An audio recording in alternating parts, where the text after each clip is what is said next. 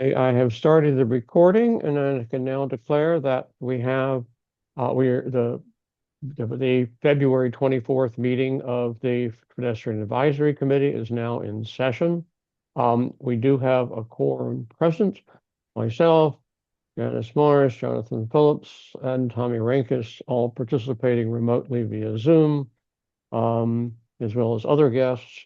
Um, and we are now, without further ado, further now, this we have a crazy agenda, which was created based on the assumption that we were going to be meeting on Monday night as planned. But since this is the posted agenda, I'm going to in large stick to it, and so we'll start off with Richard giving his presentation. Richard, you have slides to show, I assume? Yes. Okay, let me make you a co-host so you can share your screen.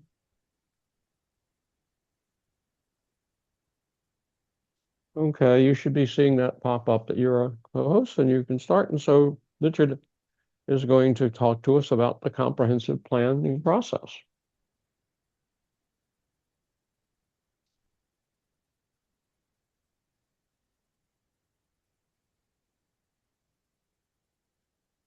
Everybody see that on the screen?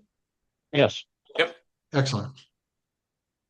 So myself, along with about 15 other residents and town meeting members, we formed the comprehensive committee back in June of 24. So we're almost coming up on 2 years for the whole cycle as far as putting together a 15-year plan or a roadmap is a way of kind of laying it out as far as where the town wants to go. And I'm just going to take you through some of the highlights of what we've been doing and what we're looking for residents and town meeting members to do as far as um, taking the survey or possibly conducting a meeting in a box, but the survey being the big piece at this point. Um, so what we've done and everything is the comprehensive plan is basically sets a 15-year vision and roadmap for the town's future. The plan develops policies that provide directions for town departments. The plan provides a framework to guide future zoning changes, and also the plan acts as a reference for the town for prioritizing future investments. Now, what we've accomplished, we have a vision statement that you'll see on when you take the survey, and basically it looks for some feedback regarding that. We've identified key challenges and opportunities for the town. We've developed plans and themes, and we've had presentations of a variety of existing town plans. Um, through several data and analysis and everything, to basically review and plan out future model scenarios, develop a current plan for in the short run for 2035, even though we're talking 15 years out, but we're kind of basing current existing trends of where we're going and whether we want to stay on that same path or we want to accelerate or we want to pull back on the reins and everything. Through outreach, we're right now we're in a 30-day cycle of when we're conducting surveys, we're having workshops, we're having some at the libraries. Unfortunately, Puttingham got canceled with the snowstorm that we had, but we had some demonstrations at the Coolidge Library and at the main library. And we've conducted such meetings in the fall of 24, the summer of 25, and currently in the month we're in right now. We've collected over 11,000 comments from the first two rounds of engagements.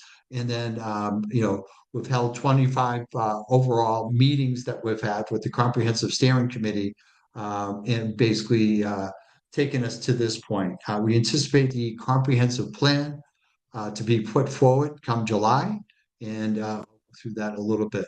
So what we've heard and everything is this is through the previous engagements in the workshops where we've had up to 120 people to participate in a workshop, Brookline Day, and Farmers Market, and then the online survey and then some small group participations and everything. So we try to broaden the information and feedback and getting people involved in everything in a larger range of certain groups and everything throughout the town.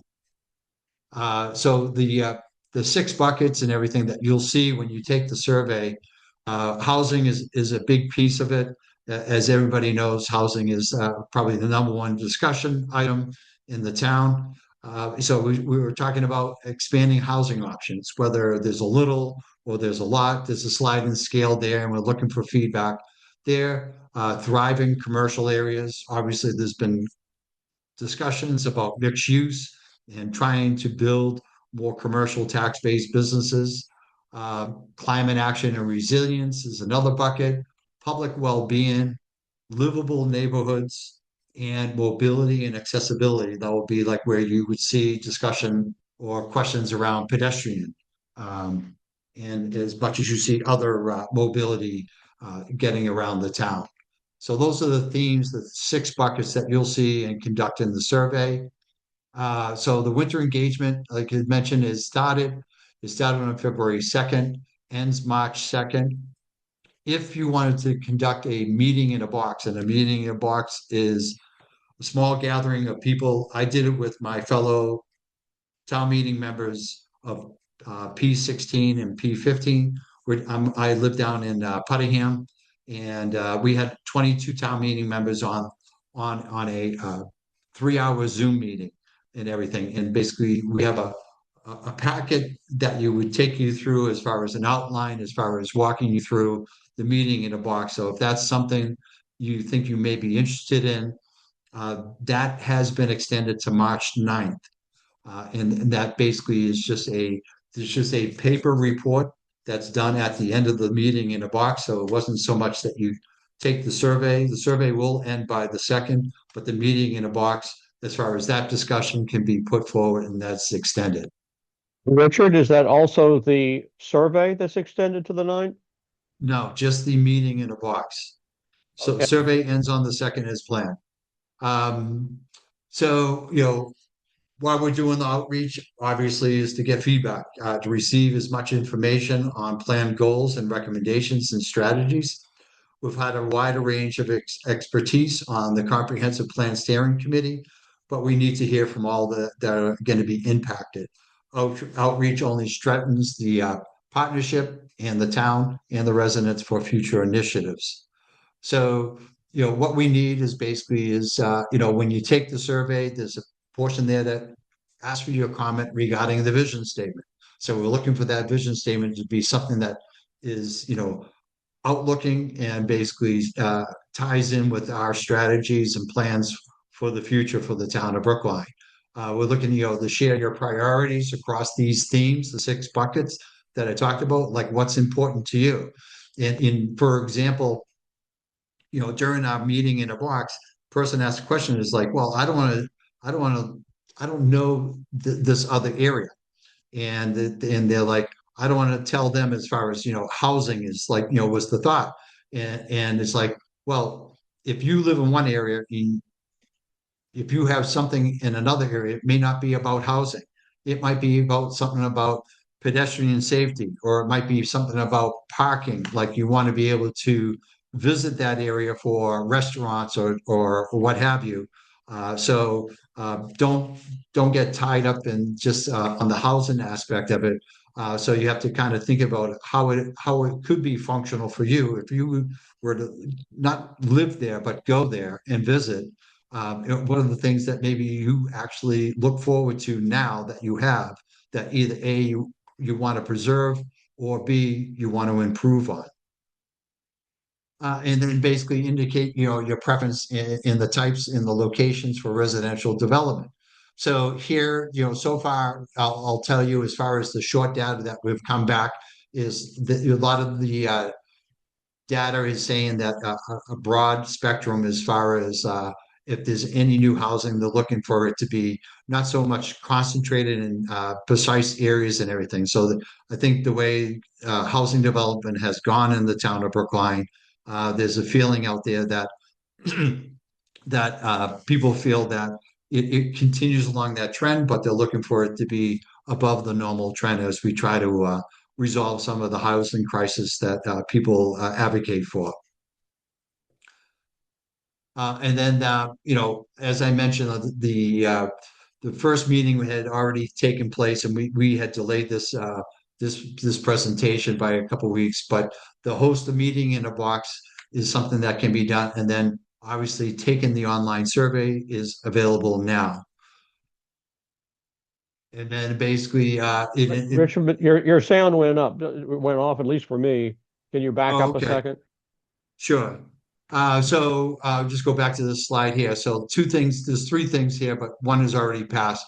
The meeting in a box is something I mentioned is where if you have a group of people that want to get together, whether it's residents or town meeting members, what have you, just let me know and I'll get the packet over to you.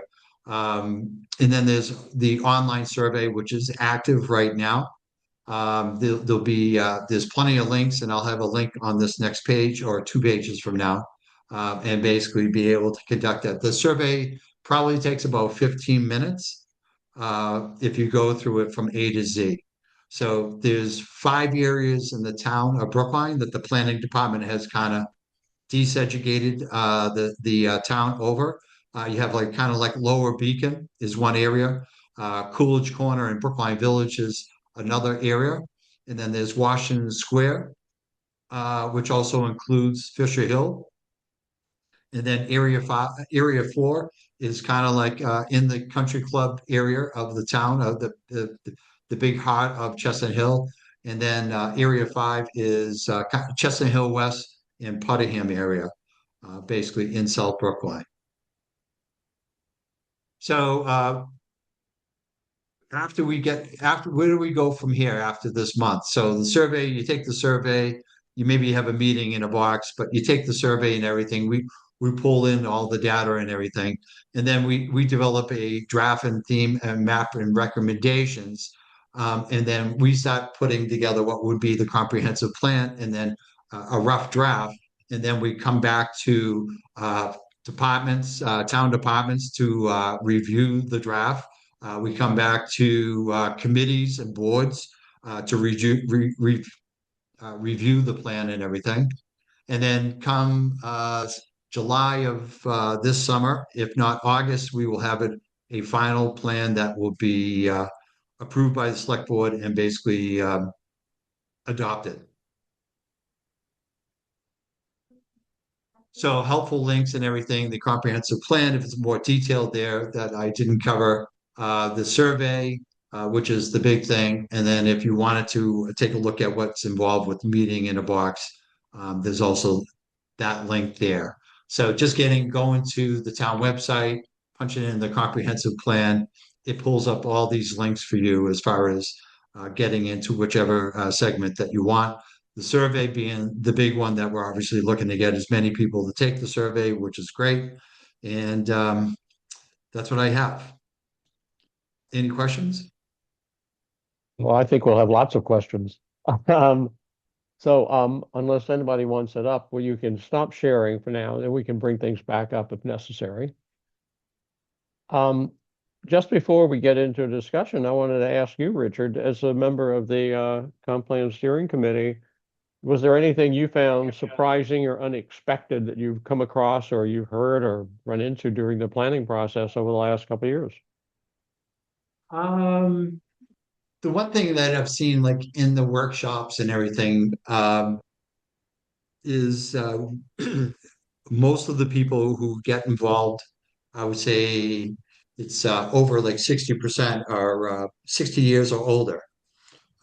So, we're not really getting uh, as much of the younger, and that's probably almost typical in some ways where the younger, or whether they're single or just starting off, they're dealing with their family, they're not as involved in town politics on average. But I can only speak to like the workshop where I think it was 85% of the people were 60 years and older, and had lived in the town for 20 plus years.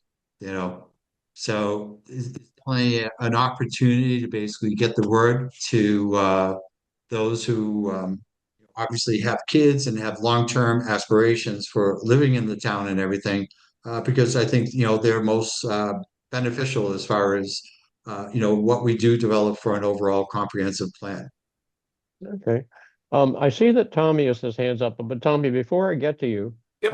I just want to say a few words to just sort of frame our discussion here. So the way I'm thinking about it is the question in front of this committee is what input we as a committee or as individuals should be providing to the development of the comprehensive plan.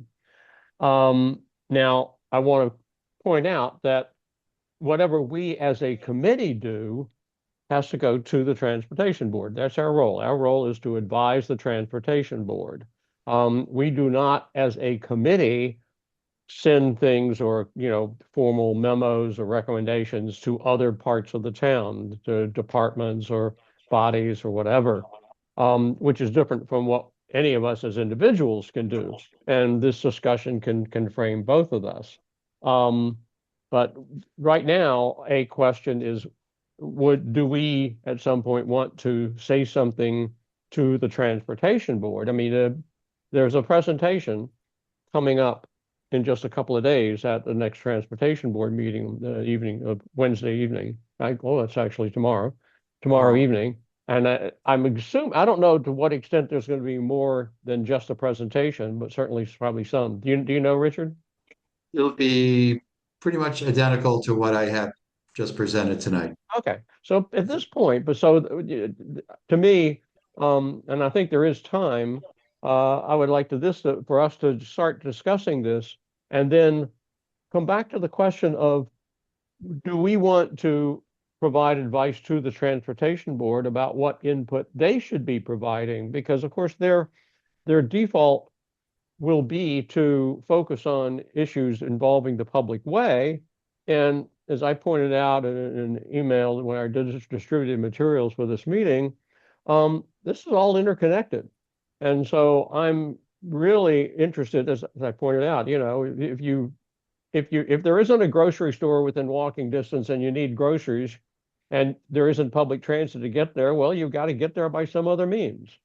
And so where commercial is located and other factors. So I'd like us to think about not just sidewalks and ramps, but also the broad picture of what makes Brookline walkable. Of course, to me, that sort of is this committee's goal with regard to comprehensive planning. That is to ensure that we're on a path to make Brookline an even more walkable town, because that's what we're here for, to try to advise the transportation board and interact with other town departments as appropriate towards that goal. Now, that's me personally saying that, and that's sort of open for discussion. Um, so, um, so now, having said that, let me just call on people. So, Tommy, you had something to say, so go ahead. Yeah. So I have a question for Richard about how some of this some of this process is going. So I view Brookline very much as a place that has very different needs depending on where you are in Brookline. There's kind of a big split in lifestyle and amenities between North Brookline and South Brookline. And, I know a comprehensive plan is supposed to, fully encompass the full town. So I was just curious to see, how much are you thinking of this comprehensive plan as reflecting kind of one unified vision, or really kind of two strong visions for kind of these two different needs for the different parts of Brookline? Or, feel free to, expand on that in any way, because I am curious to see how you guys are dealing with that. I think my sports analysis is it's a football team. There's certain plays at certain times in the game, and basically is certain plays will work well in North Brookline, and there'll be some plays that work well in South Brookline. So I think we try to address through the comprehensive plan as far as what are the needs and the wants in those two areas. North Brookline is probably more concerned about parking, where South Brookline doesn't really concern about parking, but then vice versa. North Brookline is probably You not looking froze for a again. shuttle bus. but South Brookline is looking for a shuttle bus. So both those plans can work, and it's just a matter of one will address stronger in one area versus the other. So no reason why you can't have both. Yep. So something you said kind of made my ears perk up, which is North Brookline being concerned with parking. I guess to what extent are you guys considering putting, more parking or trying to actually provide better alternatives so people don't need to drive in Um, North uh, Brookline? I mean, there's no exact plan that we say as far as like we're going to do this with parking. This is basically a directional roadmap for the town as far as where we want to get to. As I mentioned, a big piece of it is the housing aspect of it, which you'll see when you take the survey. But when you get into areas that affect like pedestrian safety and everything, it's around this transportation. There's a shuttle Am bus. I the only one who's having problems hearing Richard? I can hear him just fine. Sometimes his video freezes, but I'm hearing him clearly. Okay. Okay, I got a message that my internet connection was unstable, so my apologies. I'm going to miss some parts of this discussion. Looks I'm like. gonna try to turn it up a little bit. If you I turn your might have, video off, David, you may get clearer audio, perhaps. Yeah, I can do that. yeah, but I mean, So have you guys discussed, any ideas for car-free areas or moving no, I away from mean, the car right dependency at now, all? what we're been discussing is shaping everything around these surveys and how we want to pull the data in. Yep. And I think that's what we need to come back with. It's good to know, like as far as like a car-free area. I know, like there's some housing proposals or ideas of particular locations where it would involve whether it's no parking or it would be like completely, all studios or something like that, where we could try to tackle more housing and basically make it a little bit more affordable. Yes, it's a Yep. smaller place, but Yep. you try to make it more cost effective for the developer, but not have to provide parking. Yep. So, those are some of the strategies that will come out of the comprehensive plan. Great. Yeah, no, I love hearing about small A affordability. That's always a good Yeah, thing in my book. Okay, yeah. let's go to Jonathan. He had his hand up. Yep, thanks. I have three questions. One of which is that you said that you were getting a lot of responses primarily from older folks, and I was wondering if there was like a weighting system where based on the age of the people and the population demographics in Brookline, we were kind of taking that into account, or whether we were just taking all inputs equally. We're taking all inputs as they come. I mean, so whoever takes the survey, whether a resident or non-resident, could be employee working in the you could be working in the town, not even an employee of the town, but you could be working in the town taking the survey. I just look at it as that older people have more time to basically uh, conduct themselves as far as what the results were from the workshops was it was predominantly parents are dealing with their kids at home and everything. They don't have that flexibility to get out to a workshop and everything. I'm just trying to advocate for more younger people to be able to take this, or younger couples to be able to take this survey, and not that it ends up being 80% older people that end up doing it, because obviously the future of Brookline is more in your hands versus in my hands as far as age wise and everything. So the more we can get more young participation. And when I say young, 20 to 50-year-old in that range, where your parents, you're dealing with the kids, you got a crazy schedule, and empty nesters and everything have the greater flexibility as far as having that extra time to participate more. And that's just that's the nature of like all the committees in the town. Yeah, So and Excuse me, let me just interject. So I would ask Richard to take back to the steering committee a caution. Be careful how you phrase and word when you're reporting the results of surveys. We had this problem with Vision Zero, okay? And I really was disappointed with some of the downright mistakes that were made in reporting survey results. So in one case, it was like Brookline wants more of X, without paying attention to the fact that the vast number of people who responded to that part of their survey were people who are advocating for X. It was not, it was cited as if this is what the general population of Brookline wants. No, it was the people from that particular advocacy group that wanted that.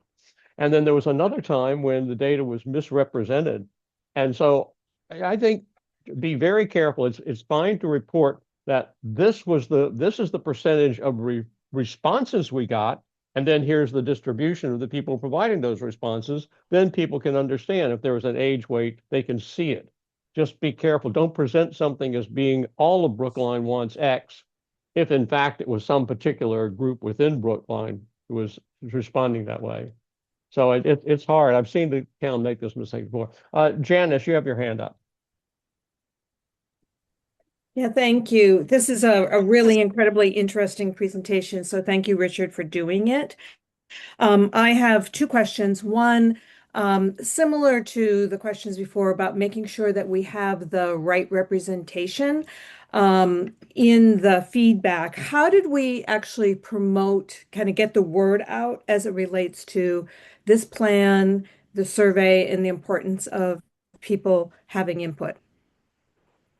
So between all the listservs, whether it's the Brookline Neighborhood Association, South Brookline Neighborhood Association, the town's Facebook page, the TMA listserv, and there was some also some broadcasting that was done on X, and the other one escapes me right now, so I didn't have the list up in front of me. Sorry. Okay. But yes.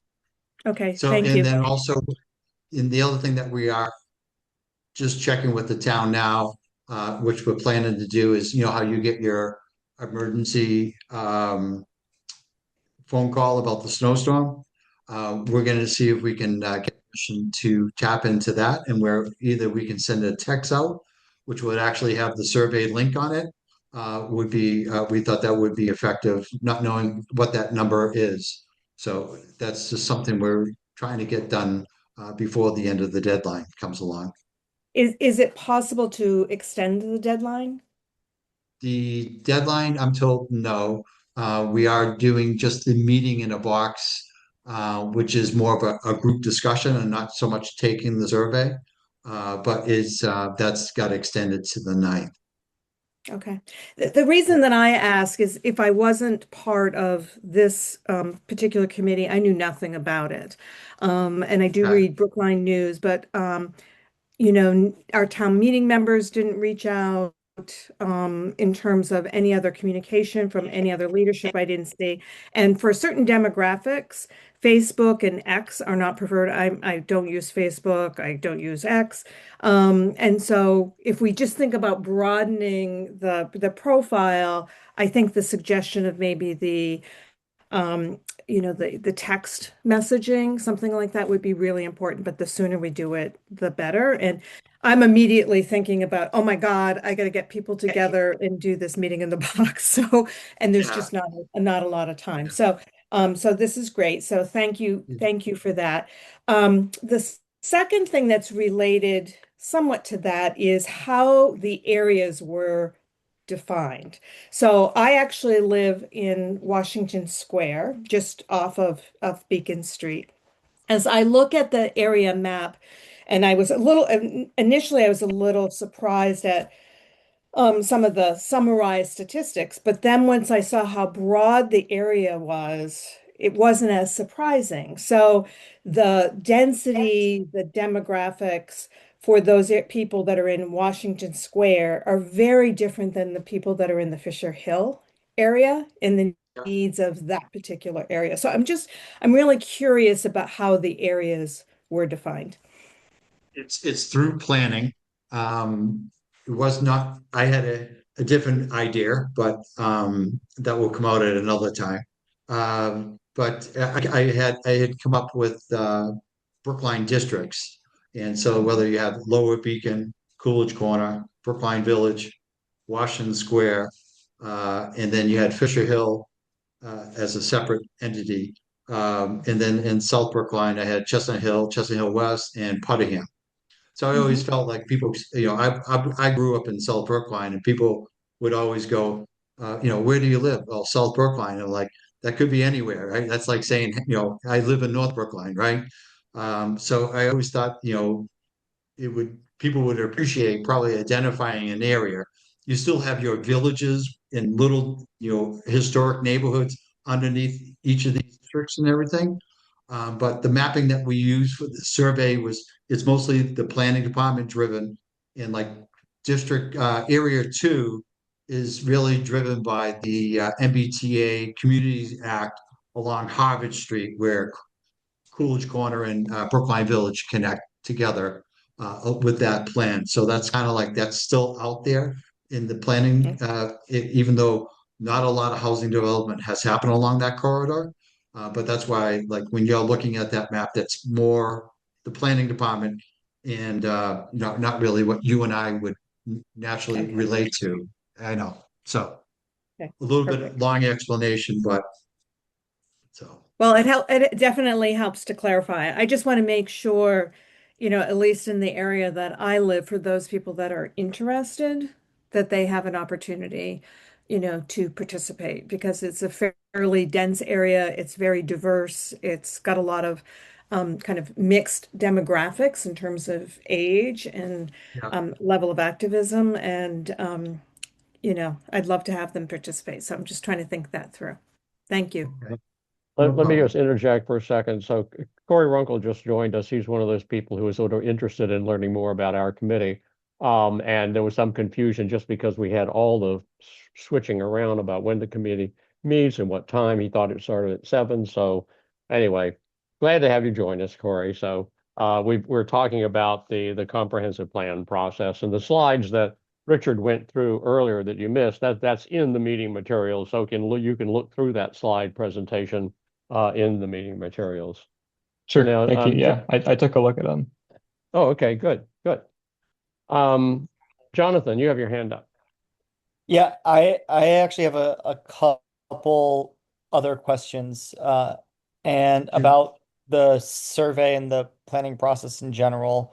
So one thing that you've said, and I've listened to a couple recordings, and I've also heard um, uh, leadership on the committee say this, is that we're trying to focus on the um, opinions of people who have been in town for a long time or are planning to stay in town for a long time. And I wonder why that is, because even for those that are renting and might not be planning a longer term home here, we presumably will have a fairly large renter population in 2040, if that's what we're looking at, and why we're not also centering those as equally like weighted opinions that we want to persist.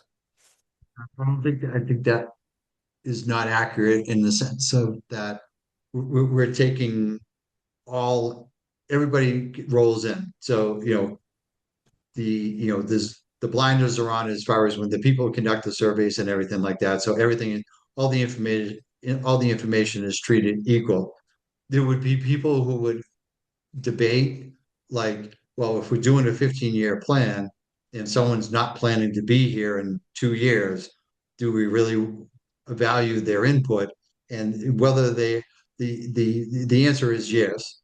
And the reason why is that, good ideas come from anywhere, right? So that's where my mindset is, and a majority of the committee thinks along those lines. And Great.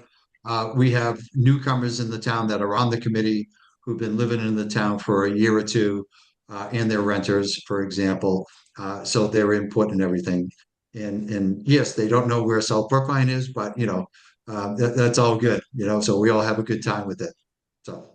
And I Love to have hear to it. interject that for people like me who are in their 80s, well, guess what? 15 years from now, we may not be around.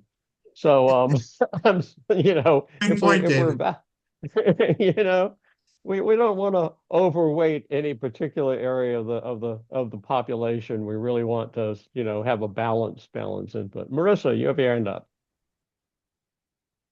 Hey, Marissa.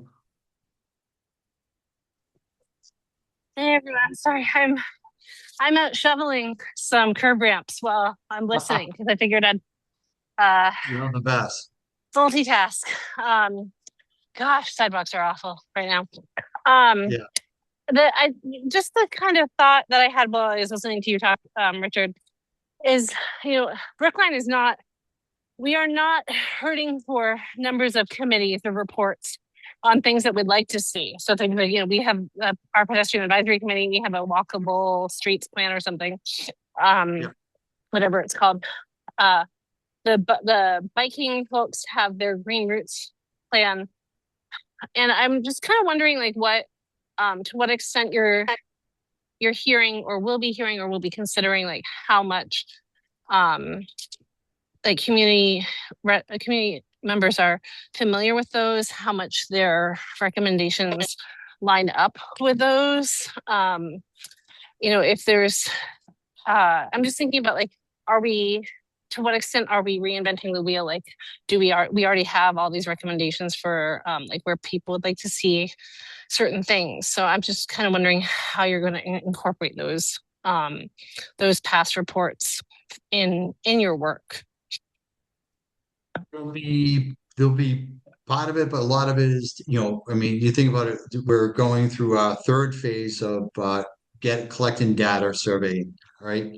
So it basically it should encompass everything, not only current plans, but do we continue those plans and what do we do for the next? So like I said, it's a roadmap that is not black and white. It is directional and it sets goals as far as what we want to achieve over the next 10 to 15 years. Let me pick up on Melissa. Let me just pick up on that. And so, Richard, January 2023, this committee delivered a big document called the Walkable Streets Priorities for Brookline. Okay. Do you think that anybody on the steering committee has actually looked at that report?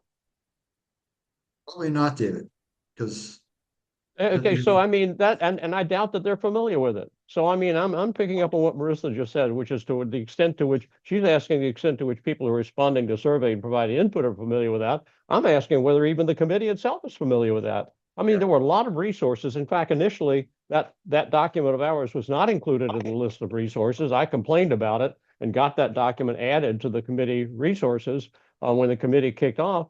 But it means that, we're going off without having looked at substantial planning that's already been done. So, I mean, I'm not saying that it's reasonable to expect that every committee member will have read every plan, but there's valuable input out there that should come in. It's that sort of, are we ignoring some good thinking that's already been done?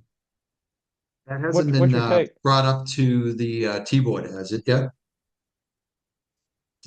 Would that get surfaced up to?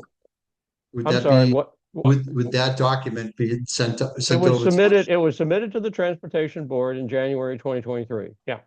Oh, 23. Okay, sorry. Yeah. You weren't there yet, I don't think.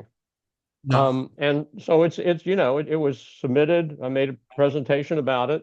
But I mean, it's a huge document, and it basically, Appendix 5 included every recommendation that this particular committee has ever made since its forming in 2017, and the state of those, what has been acted on and what has not, and of course, a huge percentage has not been acted on. So I'm saying there's interesting stuff, but we had a number of very specific recommendations of things that the town should consider. So that's all. I'm just picking up. Now, Marissa, did you want to say more on that, follow up more before I?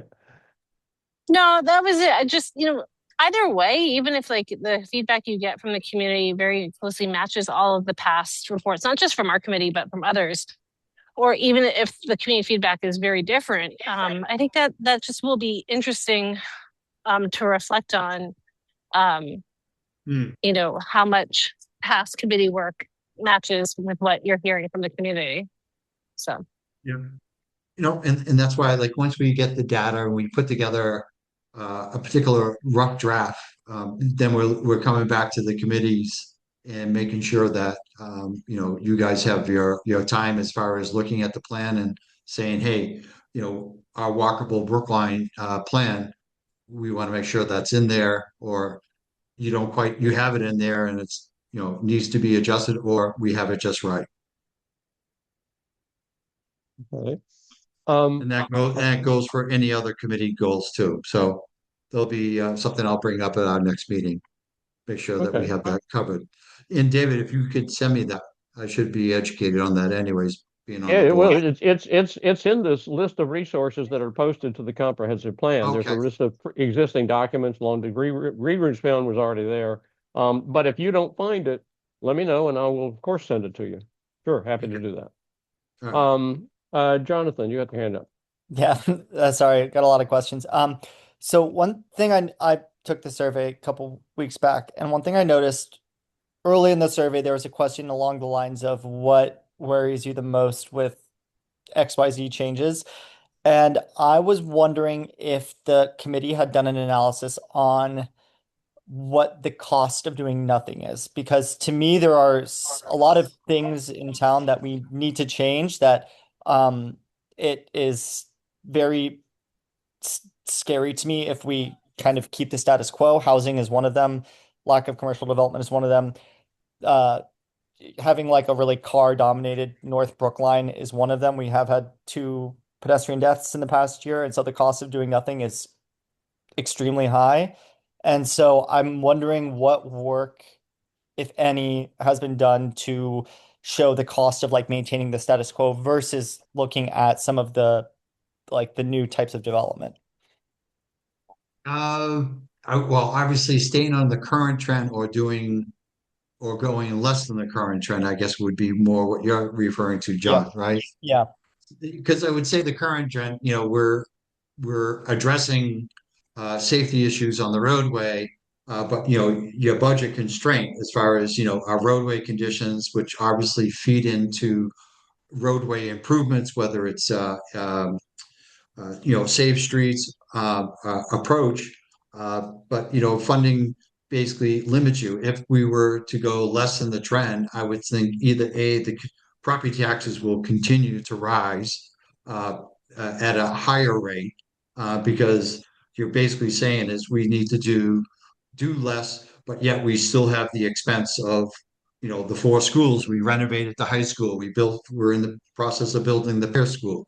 So, if we don't do something to address our town revenue, doing nothing is going to have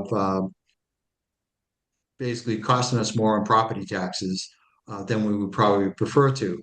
So, the majority, I think, feels that, we want to lean forward as far as addressing housing as the top priority. But that's why, like within the survey, you'll have those six buckets. But then after those six buckets, you probably saw it, is they take everything from the six buckets and they say, all right, for what you didn't name up above, your top priority in each of those six buckets, what are your six other things that you would want to? You can concentrate more on roadway safety, or you can concentrate more on Yeah. housing. Yeah. So we can kind of see where the public is kind of leaning more as far as prioritizing. So hopefully that helps answer your question. Yeah, yeah, I think it would just be helpful to have as a part of like the outcome analysis of the committee, um, not just a plan for where we want to go, but like maybe a brief summary of the cost of kind of like maintaining existing like the existing status quo. Because I think sometimes that does get lost in the shuffle where there is a lot of friction in town with a lot of these changes, like the MBTAC line, the bridle path, Center Street lots, even like these very like pedestrian specific things, not even looking at housing. There is a lot of pushback against some of these things because people like the status quo because they've been using it for the past 15, 20 years, whatever. And I think that the cost of not changing them is way higher than the cost of like changing them and like that long-term vision. And I do think it would help to see kind of like a apples to apples comparison of some of these things.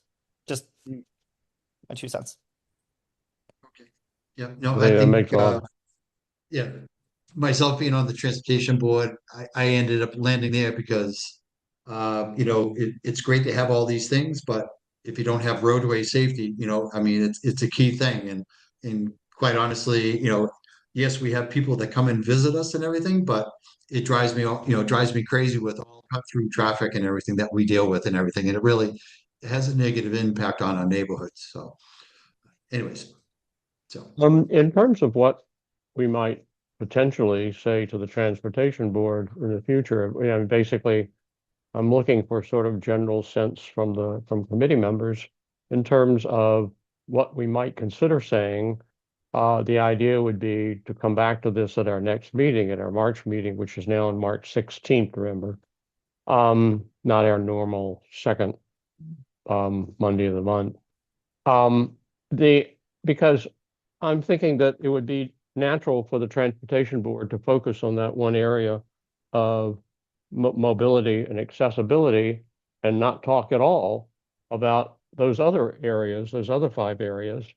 And yet I feel that because everything is interconnected, we would like for the transportation board to talk about to the comp plan committee about the extent to which where you locate commercial, where you locate housing, how you grow different kinds of revenue sources, et cetera, including that mobility and so livable neighborhoods is one of the 6. Well, darn it, walkability is a big part of livable neighborhoods. And so I would like for the transportation board to say this stuff is interconnected and we really have to focus on that and to basically go out beyond its normal what it might think of as its purview and explain how all of this stuff ties together. Now, I don't know if other members of the committee feel that, and I would like a sense of whether other people agree with what I just said or not. Tommy, you got your hands up. Yeah, sorry. It was actually something Richard said I wanted to ask about. So pass through traffic. So I live in precinct 13 near Dean Road. I'm on Clinton Road, and we've got a lot of pass through traffic issues. People complaining about it a lot. I'm a town meeting member for precinct 13 as well, so I hear from it all the time. People questioning about it. So I was wondering on the comp plan committee, how I guess it doesn't sound like you're there in the process yet, but how granular do you plan to get in looking at addressing issues like that by changing designations of streets, potentially adding one-ways in places or listing things as, local traffic only to try to get them delisted from things like Waze and Google Maps and whatnot if the destination doesn't end within a local traffic zone, just things like that. Is that on the table for the comp plan? That level of infrastructure management? I don't think we'll get down into that. That would be more transportation and engineering as far as that. Although, agree with the aspect. I'm working on the Hayes Safety School improvement over there on the roadways there. Yep. So I'm close by as far as looking at the roadways and everything. But yeah, it's a thought I have as far as like dealing with the traffic and trying to make and trying to protect our neighborhoods and make it a little bit more safer for our kids and basically keep the cars on the main roads, but Yep. out of the neighborhoods. You know what I mean? In the sense of unless you live here, not to be selfish, but obviously just trying to provide safety and everything is number one thing. So. Great. It seems Tommy has touched on something which is which I haven't seen in the comp plan materials, which is essentially the interaction between Brookline and the neighboring communities that surround it. And it's not just traffic, it's commercial, transit obviously crosses through us to get to other communities, so transit matters. There's a whole bunch of stuff that's what there's interconnection. obviously climate action. I mean, it's hard for, one town to achieve sustainability, clean air, and all that good stuff with if everybody else is polluting. So they're interesting things here, and I'm not sure whether that's sort of more regional focused. It's not my sense that the comp plans process has much of a regional focus. Am I right, Richard? No, but within the departments, like for myself, I connected with the transportation department in Boston to find out what their plans were for Cleveland Circle because we're going to be resurfacing Chestnut Hill Avenue next year. So it made sense to see what they were doing for bicycle infrastructure and also the number of lanes of vehicles as far as traveling through that busy intersection there in Cleveland Circle. So, you know, we do reach out beyond the borders for obvious reasons. That's just one example of myself as far as connecting with neighboring Boston. But Okay. I think I think more of that especially when it comes to transportation, David, is key, and that means everything under the sun between bicycle riding, pedestrians, and vehicle riders, and transit. So how do other people think about the idea that I expressed that, I think it would be useful for our committee, and I haven't drafted anything yet. I'm just throwing this out for discussion to say to the transportation board, we would like the transportation board to talk not just about the public way, but also about how interconnected everything is and all the different aspects that go into making a town a walkable, livable city, town rather. Janice.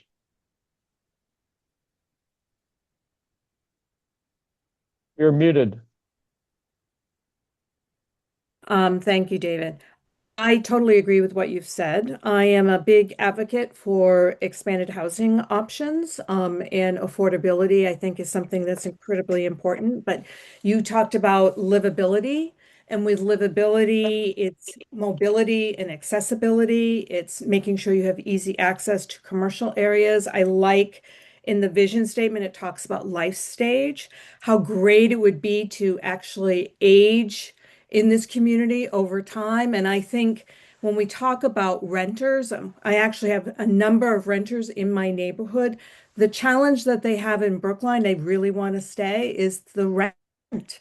And in fact, my neighbors right behind me, their home is going to be torn down so that it can be a brand new building, which I'm sure will be, price the majority of the people out. So there are people that actually want to stay in this community. They want to invest in the community. They want to stay longer, but there's an issue of affordability. There's an issue of inventory. And why they want to stay in this particular neighborhood is because there is access to transportation. There is easy access to education. There is a grocery store right nearby. They can walk to the T, whether it's the C or the D line. We just had this terrible storm. As Marissa said, the streets and sidewalks are a mess. We had neighbors with their snow blowers blowing out other people's sidewalks, okay? Because this is a community and we all need to make sure that it is livable and thriving. So yes, David, I wholeheartedly agree with what you said. Okay, great. Anybody else want to say something about that idea I had? Because I mean, if there's sort of general agreement, then I would probably draft something Yep. to bring back to this committee at the next meeting. Somebody said, was that you, Tommy, that said Oh something? yeah, I agree with agree with you and Janice very much. Yeah. Okay. Okay, Jonathan put a thumbs up. Okay, I'll try to draft something for next. And in the meantime, please be thinking about specific things. What I would like to ask specifically about the vision statement. I don't know if people had a chance to really focus on it. I'll read it right now. It's not that long. So the vision statement, the draft vision statement, which are asked about in the survey. Brookline in 2040 is a welcoming, thriving, diverse, safe, and resilient community. We value our historic character and support our bustling business districts, schools, parks, tree-lined streets, and exceptional public services that we are proud to fiscally maintain. Our neighborhoods evolve intentionally with a variety of housing options for all life stages and a connected quality of life through enhanced access to shared spaces. From multi-generation Brookline families to newcomers, people who love Brookline and want to make it their home have a fair opportunity to do so. So that's the draft vision statement. Anyone want to make specific, provide reactions to or comments on that?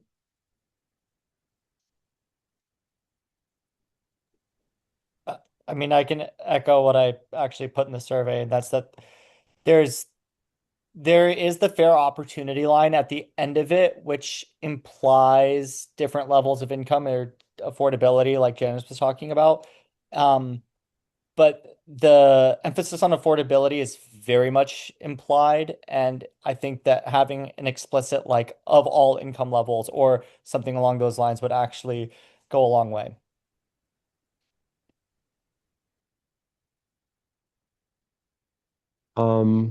Okay. What does someone else wanted? So Marissa, I think you had your hand up first. I'm not sure, but go ahead. Yeah, my hot take is that you read the first sentence or first sentence and a half. The very first thing that they mention is we value our historic character. To me, that says it all. You know, we care more about the shape of our buildings, what they look like, than the people inside them. That's my hot take, my unpopular hot take. But it's frankly, I'm not surprised to see that. So. Well, Sorry, I'm actually, really grumpy. Everything hurts right now. It's really hard shoveling.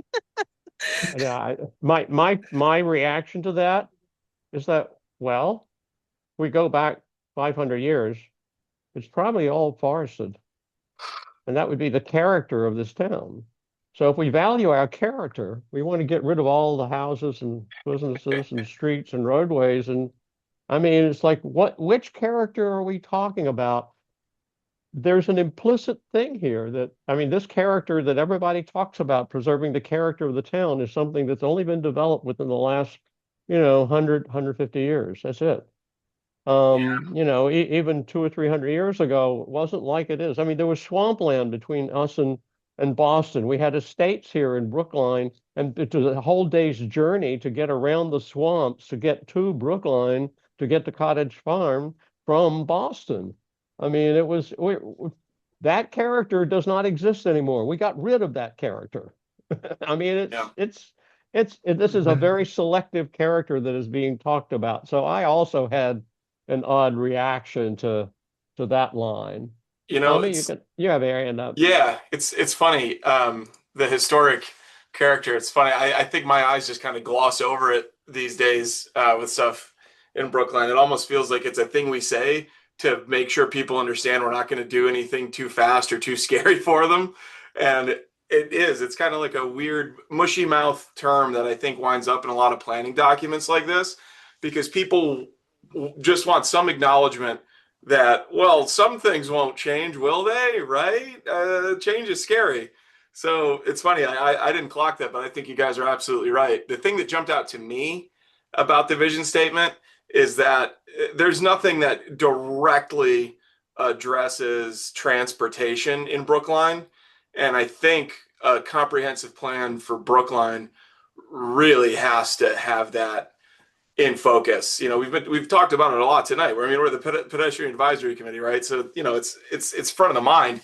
But, I don't think any comprehensive plan should not have transit, transport, how people are getting around in these places, and the diverse array of options front and center. It's got to be up there. And maybe that's just where my brain is, but that stood out to me that it wasn't explicitly mentioned in the draft statement or vision statement. That's a good phrase that you use, a diverse array of options. I like that. One of the things that struck me, I mean, the third word into it, there's welcoming, thriving, diverse. And I'm thinking, Are we talking about economic diversity? Are we talking about racial and Mhm. ethnic diversity? What diversity are we talking about? Hopefully all the above, because that's the kind of town that a lot of us would like. But one of the things that I said at the February 9th workshop is that, frankly, I think that the current direction of the town, if current trends continue, we're simply going to be a town for the well-to-do. I mean, the high cost of land, the proximity to Boston, the high cost of construction means that all housing that's constructed is going to be for people who can really afford a lot and without subsidies from any form of government. And they're not, the town can't afford to do it. The state can't afford to do it. The feds is not about to do it right now. They're not going to be subsidies. And so, in fact, what we're heading for is a well-to-do residential suburb of Boston. We don't have commercial to really enable us to have the budget that would allow us to subsidize housing and make lower income housing feasible. And since we don't have that tax base, we simply have to basically depend on wealthier people in higher priced homes that we can tax, and they can pay for the services they want, but then they will drive what services get produced and delivered. In other words, I'm much more pessimistic than what I saw in the comprehensive plan materials. I was actually nastier than that. I said, I don't think they're being honest about where the trends are leading us. If the trends continue, we're stuck. I told people at that workshop that this comprehensive plan process needs to issue a clarion call for action, because without action, we're not going to be the kind of town that people say they want it to be. It's not going to happen. I'm very pessimistic about the possibility. So that's it. Thanks, Janice. So, and I don't know what other people think. I mean, I think we've got, we have to. There's got to be more sort of out of the box thinking, and there hasn't been. Okay, so we touched on the vision, and for anyone who joined us late, very early I said, look, the whole agenda for this evening was constructed because of certain things, because we were going to meet on Monday. Richard was going to be here for a presentation. He had a 7 o'clock meeting he had to go to. Once we jumped to Tuesday, that was no longer an issue. And so it made sense after his presentation to just continue this. So we're taking the agenda items out of order. But that's what's going on, just sort of trying to manage it sort of on the spot here. I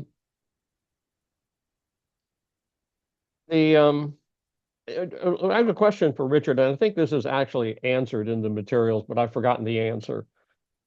The comp plan materials and the survey, they talk about 4 strategies for the future. And the strategies are: one is open spaces, services, and facilities. So that's sort of like physical stuff, town-owned stuff that exists. Next item is housing. Okay. The third item is thriving. And the fourth item, mobility and accessibility. Now, I was surprised that given the revenue issues that our town faces, that we didn't see any mention of commercial in the 4 strategies. I'm guessing that it's there under thriving. Am I right?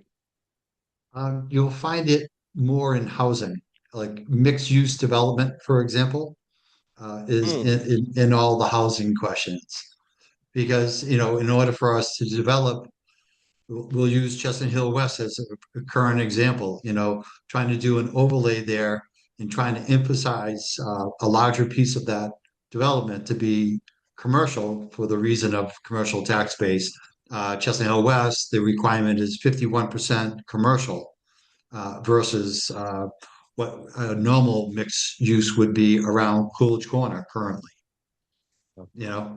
So Okay, so it actually could make an appearance under either one of those headings, housing or thriving. Yeah, and I think the way it would end up landing, David, is that people probably are in favor of mixed use with the idea of having more of a neighborhood market in their neighborhood. That's whether it's a food store, as you mentioned early on, but needs that kind of fill that walkable area around Brookline through good mixed use development, which Okay. I think is probably more favorable than not.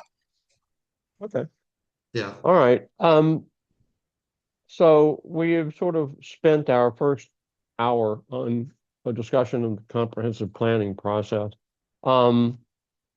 It- Obviously, it's a huge topic. And as I said, we'll come back to it at our next meeting in March. And maybe try to to put together something that we could send to the transportation board. Um, Excuse me, sorry, as I also mentioned earlier, I've been dealing with a head cold, so my apologies for that. Richard, there's a comment in your slide presentation about coming back to boards and things like this, and you seem to say that the steering committee, the process would come back to this committee and included. Is that correct? That you would be Yeah, come coming, back or to boards somebody and would be coming back to this committee? Yeah. yep, we should be. Yep. Okay. Yep. So, okay, good. And but that will be pretty much after things have been, all the public comments and things have been folded in, and there's, in a sense, a draft plan to review and get comments on. Am I thinking about Yeah, that correctly? Yep, a good piece of that is pulling in all the data from the surveying and everything in the workshops. No doubt. You know, Now, does anyone want to ask any more questions or say anything more with regard to the comprehensive plan process? As I said, it's a huge topic. We could talk about it forever, but I think we've covered some good ground and got some some thinking here, and I appreciate good ideas. Keep coming up with good ideas, and since I will try to draft something for our next meeting, if you have suggestions for that, send them just to me. We can't deliberate in email, open meeting on all that. But send a suggestion to me and I'll see what I can do to incorporate into a draft that the whole committee can consider. So I think I'm going to close the discussion of that topic.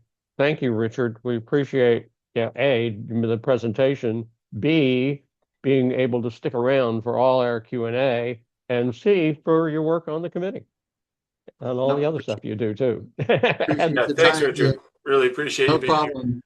And David, if anybody has any questions that want to reach out to me, feel more than free to do that. Okay, thanks very much, Right. Richard. Appreciate Thank it. you, everybody. Okay, now we're going back to sort of a more normal agenda. So we have, okay, always on our agenda, we have a space for public comment for items that are not on the agenda. Is anyone who's not a committee member want to comment on something that's not on the agenda? We always allow for that public comment. Seeing no hands raised, I'll move on to the next one. And so we usually have a space for updates from various liaisons. So Lynn, you're up next for the Commission on Disability. Okay, thank you. What we did last week, we worked, Jim Lee, our chair, is going to present to the select board all the work that we did in 2025. So I was part of the subcommittee plus another member, and we reviewed all our minutes from the 12 meetings that we had, and we came up with the most important things. We did the variances that we looked at, the different committees that came to us and presented plans, like the Hayes School, and the different letters of support that our committee sent for different projects in town. So we're going to meet, we met twice, and we're going to meet this Thursday to look at the PowerPoint plan that Jim will present to the select board and vote on whether we need to make any changes. So that was one of the things that we did this past 2 weeks. We reviewed again the ADA parking and accessibility. We thought we had done 100 spaces, but Jim put it all together. We actually reviewed 75 spaces. So he's going to, again, put that all together and send that off to the DPW. And then we're going to follow up did they, take care of any of the issues that were, a lot of the spots had trees and obstructions. So we're going to see how they proceeded in getting these areas with obstructions corrected.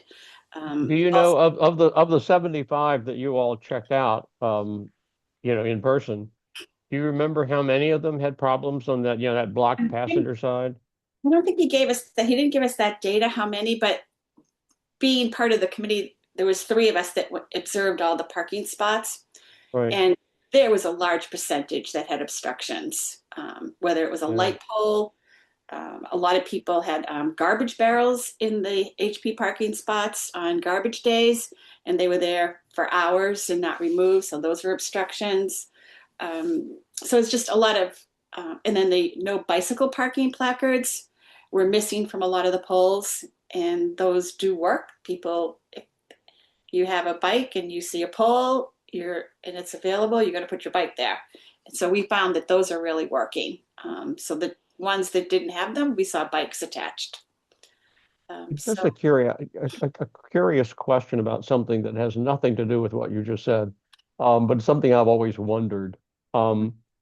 Is there any discussion among the Commission on Disability about improper use of HP parking placards in cars? That is to say, people who maybe there was a relative who needed an HP spot, and so an HP spot was created. Now that relative dies, but they still have the placard or whatever to hang in their car, and so they continue to use the HP spot, even though it's a totally able person who's doing that just to get a good parking spot. Does that any That's sense of? No, that's very tricky because a lot of disabilities might not really be, you don't see them. So say someone that had a lung transplant or a kidney transplant and they need a HP parking spot because they can't walk the 200 feet without difficulty. So some of it's really difficult, and there definitely are abuses. When my husband, we had a plate that was a wheelchair plate.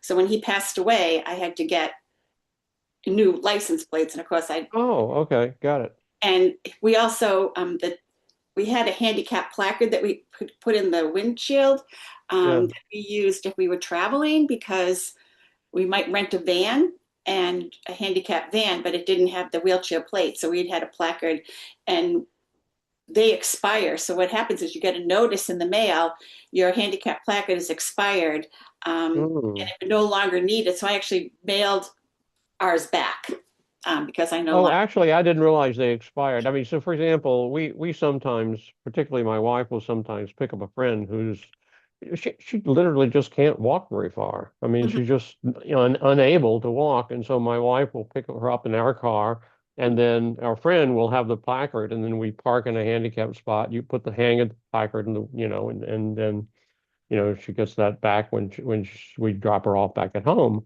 Right. And yeah, so I mean, I have that experience, so I understand that. It's not that Yeah. you wouldn't necessarily know to look at her that she can't walk very far, but she Right. just So it's doesn't hard. have that. Yeah, She's it's really somewhat frail. hard. It's really hard because you don't want to say Yeah. someone pulling in a spot and you're like jump out of the car and they're like, so I was just curious whether this ever came up, that topic ever came up with the they have it commission. because it's That's more of a all. legal issue. It's more, like the police people will, a patrol officer will see a car without a handicap license plate that has the wheelchair symbol, or they don't have a placard and they can give a ticket because they're Yeah. parked in an H Okay. spot. And yeah, there's a lot of abuse, but hopefully the majority are not abusing that placard. Okay. Anything else? Any questions for Lynn on Commission on Disability? Okay. I had a couple of email exchanges with Keith Lacey. He's had a different work schedule recently. I was hoping, and with this meeting, he was hoping he could come to the meeting when it was on Monday, but he wasn't able to. So we don't have a police department representative tonight. It's been a while, as I mentioned to him that it's been a while since he'd been able to attend, and we hope to get. But there's been where is it? Richard pointed out to me that, here it is, that in the last 4 years, the data he had gotten from police department showed 156 vehicle crashes involving a pedestrian.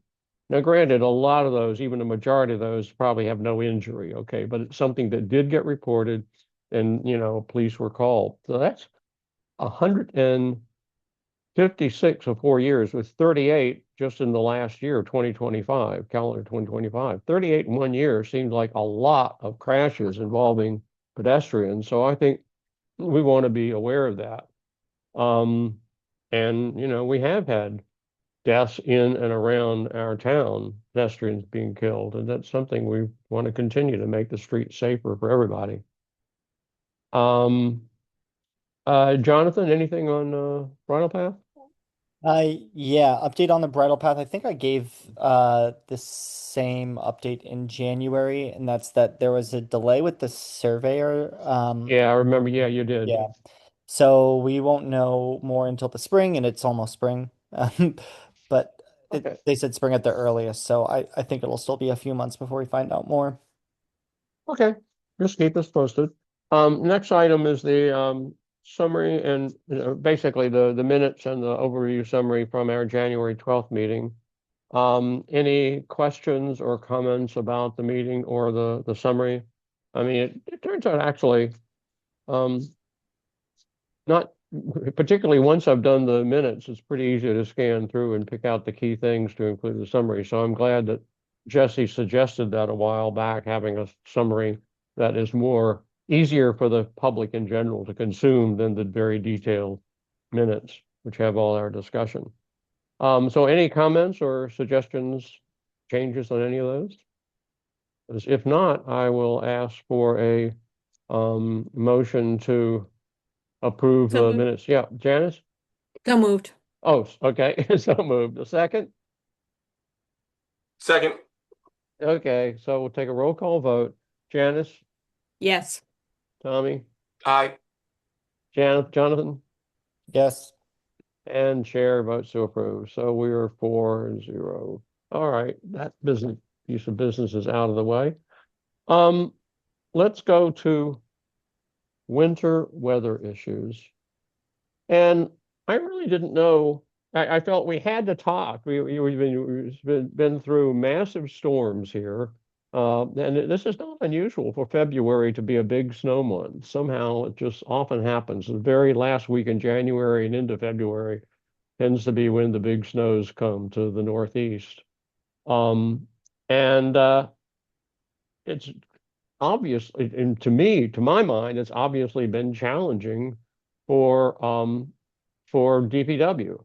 Now, in my email, and this was you may have noticed in the email exchange that I included in the meeting materials, I did have in my emails to Commissioner Aaron Shute and to Highway and Sanitation Director Kevin Johnson, I did say we would welcome DPW leadership being here at this meeting to talk to us about it, but particularly because we just had another storm that they're now dealing with. I think they're swamped dealing with, and both we as private citizens and DPW have a great challenge in where the heck do you put all the snow? I don't think that their budgets would allow them to put it all in trucks and haul it away somewhere. And even if they did, where would they put it? So I'm hoping I included in that email to them the suggestion that came up at our previous meeting that it would be good for them to hold some kind of a public forum. I don't know if they're planning anything. I haven't gotten any response to that suggestion. So in the meantime, I would like to know what have people seen. I sent them pictures from the first snow. There's similar pictures from this snow of curb cuts that are totally swamped with snow, sometimes put there by the plowing of the roads. So sometimes the snow plowing to keep the roads clear creates problems both for where you put your trash and recycling bin and for just being able to access the sidewalks. What are people seeing? Well, I know one issue I've seen is it happened to me here because we were out of town where you get multiple if you get a snow and there's not salt down, and then you get the compression and the freezing on the bottom, and then you've just got a nice solid sheet of ice under the snow and the snow comes up, and then the salt isn't doing a whole lot if you salt on top of ice. I've definitely seen that happen, um, both in residential places, but also in places that are supposed to be the town's responsibility. So, I question sometimes, I know it's always a workforce issue too, getting salt down in all these various places. Um, I don't think we have any like community, salt buckets or anything that you'll sometimes see. Like I know I guess you see it more in like mountain towns and things sometimes, but where, the town may not have a bunch of people that can necessarily go around and put salt down on all of the sidewalks, but they have salt receptacles that they can keep topped up and give, uh, you know, property owners or, business owners and things access to help get salt down in key areas. So, I don't know if that's ever been I something have picked around. I have seen bins, sort of barrels. They're sort of leaning over on their side Yeah, do we have them? with salt inside, Okay. and I certainly have seen them in different spots around North Brookline. So I Yeah. don't know about the rest of the town. Okay. I never actually used them, but it's a good point. That's nice to have available when there is the manpower issue and Yep. not enough trucks and people to get stuff out. Yeah. Janice? Well, I'm glad we're doing it, Ben. And I'm sorry Yeah, I missed yeah. them. Well, no, it may be that. I mean, one of the things we may be observing is that, they have the resources to do a certain amount. I mean, for example, if in those materials that I included, I had a photo of I live on Babcock Street, and just on the other side of Babcock Street, there's a bicycle lane, and that lane was not fully plowed. So that lane had a ton of snow still on it after, a few days after the last snow. I don't think it's been cleared yet of this snow. I haven't really been out to really explore in my immediate surroundings. Um, but I think they just have not been able to achieve their normal goal of curb to curb plowing. And so that now I don't, and it may be that varies by where you are in the town. There may be certain areas of town. I mean, we know they focus on try to clearing um, the commercial areas, and we know we have that. We've had long conversations in the past with Kevin Johnson. He's explained their priorities and given us the whole list of what they do first, and then there's like sort of 11 different items on that list of priorities, and they get to things when they can. So the curb cuts tend to come later. But I mean, and that happened. I saw that happening after the previous snow, the end of January, early February. And I saw, like 4, 5, 6 days later, vehicles coming around and actually clearing some of the curb cuts near me. Janice. Sure. Thank you, David. Well, as we said, we've been through some very significant storms, much like I experienced when I was younger, and the snow has been staying around. So clearly there are some challenges with where do we put the snow. But I live in a fairly dense area, and the roads tend to be fairly circular. So actually plowing curb to curb is really important. That has clearly not taken place. One of the questions that I actually have is, while I see the text messages talking about parking enforcement, I've actually yet to see that take place. And so when the plows, sometimes not this storm so much, but the prior storm, they would just plow around the cars. The cars would get stowed in, they would get cleared out 2, 3 days later. That snow gets dumped in the road. The roads are incredibly narrow, and we have people parked all along these rounded roads. So the roads are narrowed by the snowbanks, and then you have people parking in the street. And from a pedestrian perspective, I've been relatively pleased with people clearing their sidewalks. I think there's been a challenge with the width. So most of them are, the width of a shovel and a half with, the use of a smaller, snow blower as opposed to a large snow blower. the question really is, well, at least they cleared some of it and you actually can walk through, but it isn't wide enough for a person with a disability. But they're doing that, but there's no access from the road to those sidewalks. So if you're in that sidewalk, it's hard to get out into the road because you're going to have to climb over the snowbank or vice versa. And so we tend to actually walk in the road because that is easier than climbing over snowbanks. And people are still going around these very narrow roads. There's high snowbanks. It's there's a big safety issue there. So this whole curb to curb plowing, the ensuring that people are creating access to the roads, I think is really important. And to your point about the garbage bins, they're all over the place. They're, in the street, et cetera, which is an incredible challenge. And how they're enforcing the parking, the no parking during these storms seems to be a real issue. But my biggest issue, and I brought this up, I bring it up every year, I live next to Schick Park, and the lack of progress with that park is another issue for me. But there's a huge sidewalk in front of that. And I have to complain every single time that they need to clean that area. It's very large. It's the only area, big sidewalk that we have in that area, especially if there's people parking on the road. And the town's not cleaning it. They clean it once I complain. And then what I say to them is, please don't dump just piles of salt. They dump piles and piles and piles of salt, which aren't good for the environment. And our neighborhood is full of animals. And so it's really, it burns the feet, okay, of our pets. And, we've talked with them about a pet safe solution and they said it's too expensive. Okay, just don't dump piles and piles of salt.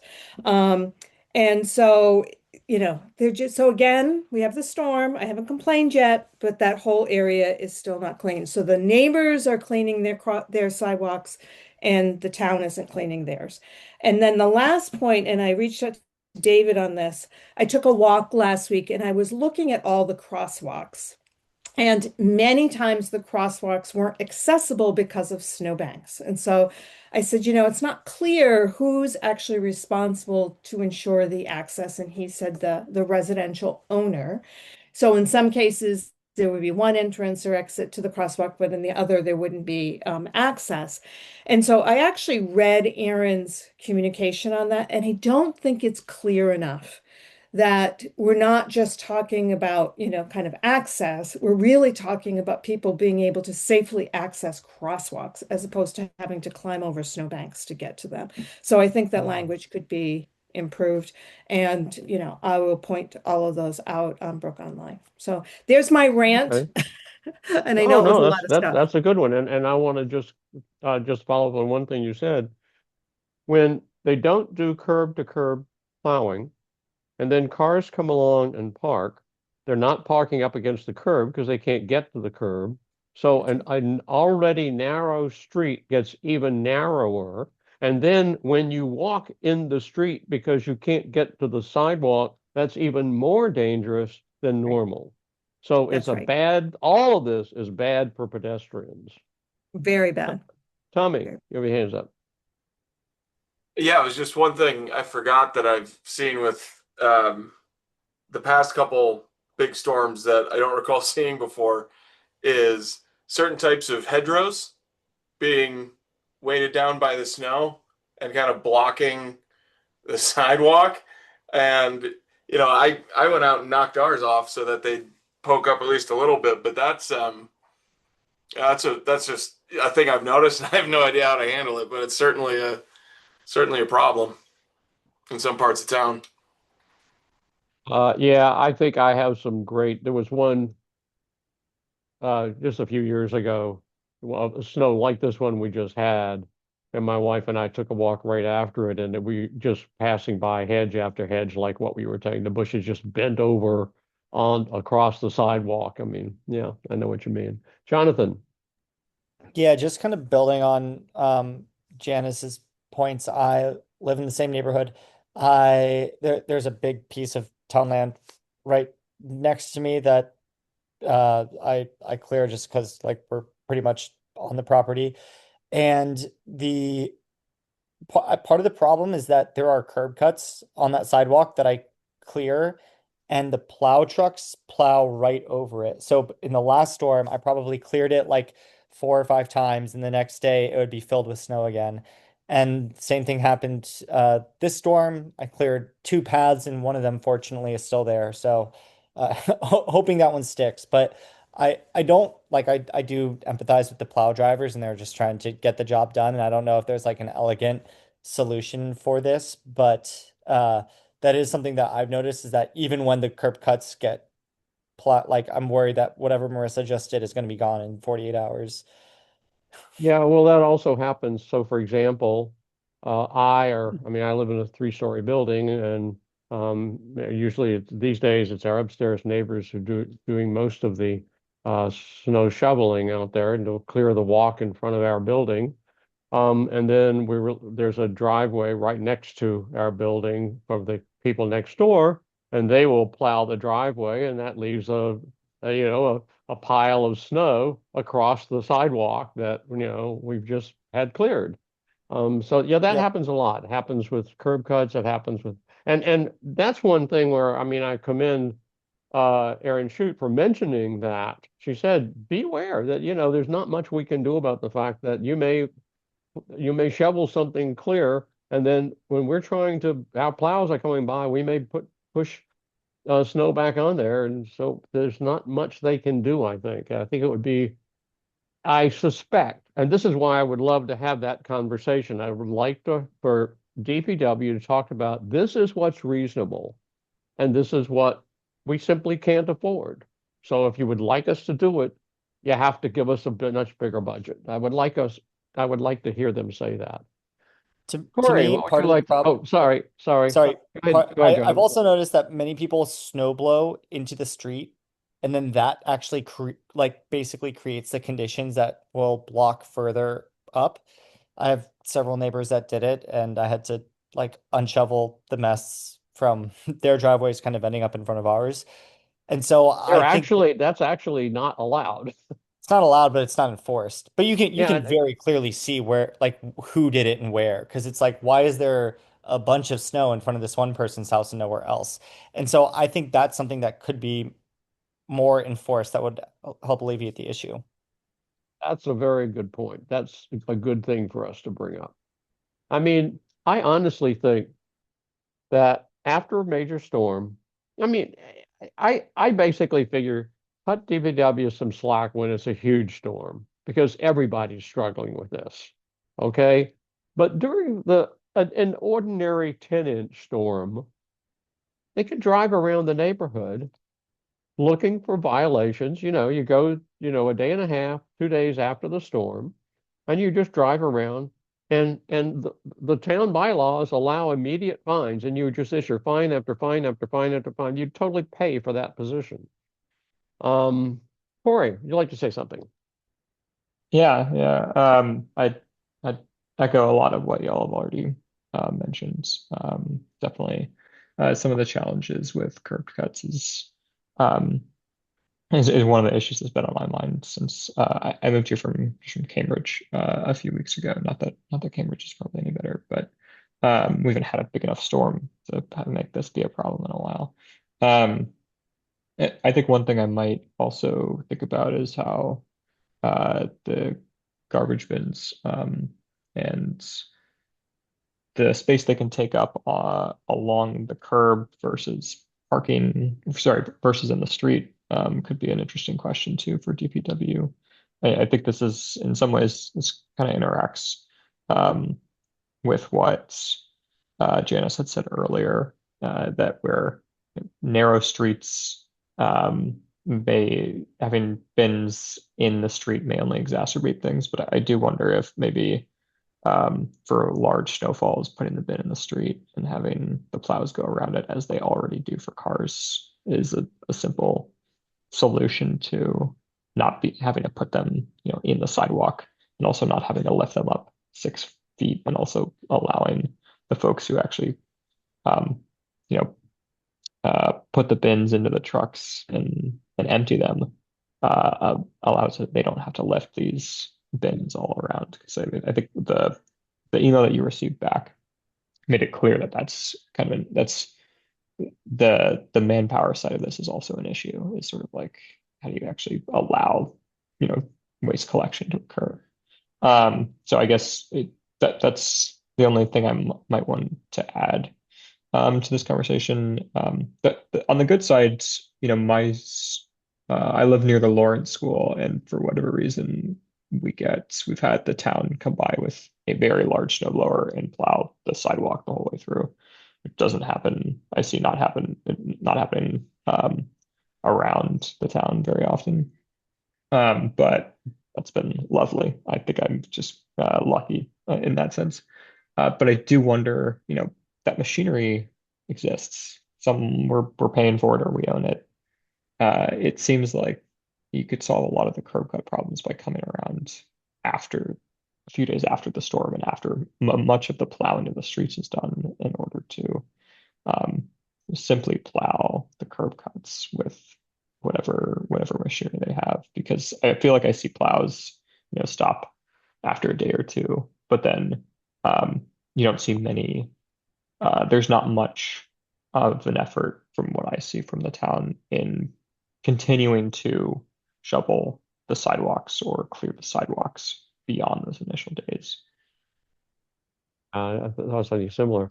A couple of just one thing that really Yeah. got me is from that email exchange. So I went to the trouble of clearing a sort of a trough through the snowbank in front of Yep. our house to put my trash bin.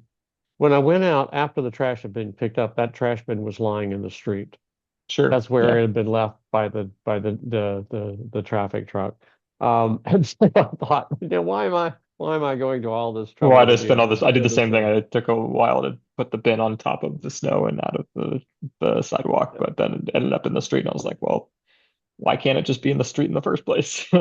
Well, I mean, yeah, I mean, it's tricky. And then there are some streets, for example, Pleasant Street near where I live has no tree lawn. There's a sidewalk. There are a few utility poles along it, but you know, there is no really good place to put your bins. You're either going to Sure. put them in the street or you're going to block part of the sidewalk and narrow the width more than the desired 48 inches worth width. Marissa,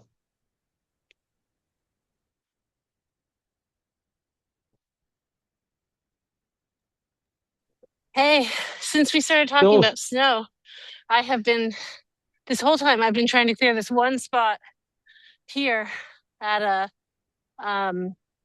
where am I? Harvard in Kent. So I'm at Brookline Bank. I left my house when the meeting started, and I've just been clearing the crosswalks, like the curb ramps to crosswalks on Harvard Street. That's it. I made it from Aspinwall School in Harvard, and I only made it down to here, down to the little village center. It's and most of the crosswalks had absolutely no like the snow was completely blocking it. So this is at like a signalized intersection. Um, you push the button, you get the green light, and then you have to crawl over a snowbank. This is 24 hours after the snow has stopped on Harvard Street, on our major commercial street. That's a choice by the town.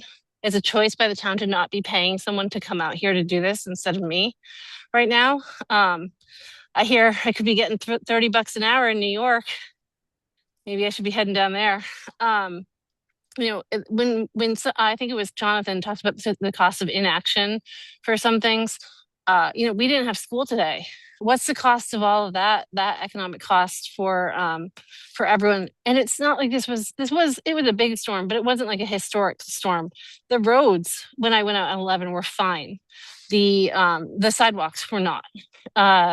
Crossing School Street and School Cypress in Washington, that little triangle, that little island for pedestrians, that hadn't been cleared. And the end of the crosswalk ended in a snowbank, but the streets were perfect. And that was at noon today. That's a choice. And the cost of inaction is that we're keeping all of the kids at home. We're pushing summer later. We are making it harder for the hourly wage earners to go to work because they have to stay home and watch their kids. We're making it harder for the folks in wheelchairs to go outside to do their grocery shopping. And this is just not okay. It's really, really not okay because this is not like I don't know why we have major crosswalks on a major street ending in snowbanks 24 hours after the storm has cleared. I'm really tired. And I just wanted to like do a little bit of of walking while I listened to this meeting, but this is just not okay. And if I didn't, I don't want to be accused of double dipping, but I am so tempted to resubmit that warrant article from 2022 to pull in the time to shovel, and also to really emphasize the 36 inches thing for sidewalk clearing, because people do not clear their sidewalk wide enough. But yeah, I would love it if someone wanted to resubmit that warrant article to shorten the time window, because 24 hours is way too long and the fines are way too small. And I'll stop ranting. Well, and the fines don't get levied very often. I mean, I think you were the one who commented a week or so ago. It was something like 600 complaints and 100 fines or something like that. I mean, it was like, well, there's not good enforcement. Lynn. Yes, thank you, David. I'm wondering if anyone is familiar with the area on Longwood Avenue after you pass the Riverway and you pass Autumn Street. So there's the Temple Israel, but I'm on the right-hand side. There's a whole area of sidewalk that when I used to walk to work at Children's, it looked like it never snowed. They cleared the entire sidewalk. There were no snowbanks along it. There's a lot of retail there now and possibly some lab space. I'm not really sure what's in that area right now. But I wonder what type of snow removal equipment that they use to make it look like it never snowed. So I don't know I don't know if anyone's observed that before, or you'd have to be walking in that area or driving by heading to the hospitals. But it's Longwood Avenue, it's in Boston. And I remember telling Jim when he was on the committee, I said, there's always been these issues. The curb cuts are not shoveled, the sidewalks aren't wide enough, they're inaccessible. But I said this one area in the Longwood medical area is perfectly clear. And I wonder if the town could explore what do they use. So in the commercial districts, so Washington Square, Coolidge Corner, all the schools that completely clear these sidewalks and all the curb cuts are completely cleared. I don't know. I just didn't know if anyone knew anything about it or had seen it. No, I don't know anything about it. It sounds like what you're saying. It's not like the whole wide area around there, but there's just one specific area, which seems to say that it's not a Boston general solution. Rather, it's this one particular establishment that it's taking care of the sidewalks immediately around its building. Is that what it seems like to you? It seems to be. So I'm trying to remember as you cross Brookline Ave, when I would head down towards Children's, I remember could be very icy. There's a CVS there, and I remember that was really icy, and you had to be really careful walking because I walked to and from work at that time. But that one area, I said, that's it. Maybe it's a private contractor. It's not. I'm sure it's not the city of Boston. You're right. Yeah. But I'm thinking, what do they have that they can actually make this entire sidewalk accessible?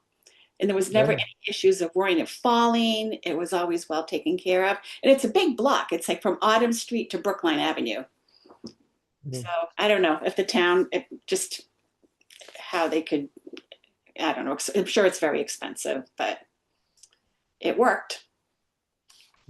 It seems to me that maybe for our next meeting, I should sort of go back in our meeting minutes and pull up the discussions we've had with Kevin Johnson in the past about the priorities that DPW sets, and then basically send that and say, has there been a change since we're not seeing curb to curb plowing?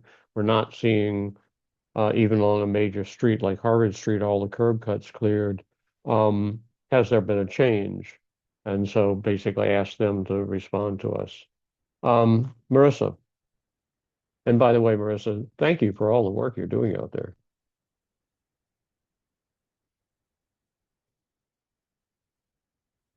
We can neither see nor hear you, Marissa.